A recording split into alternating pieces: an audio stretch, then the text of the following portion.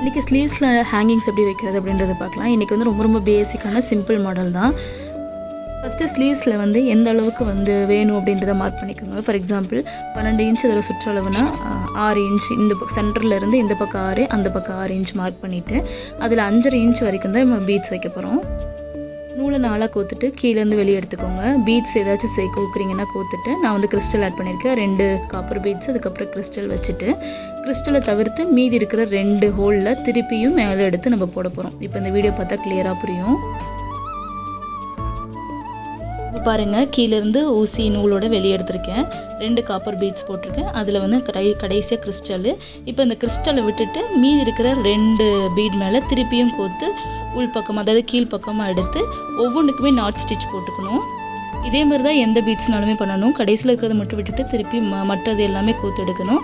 இன்னும் இதோட நெருக்கமாகவும் ஹேங்கிங்ஸ் வைக்கலாம். நெக்ஸ்ட் வீடியோவில் அதை காமிக்கிறேன்.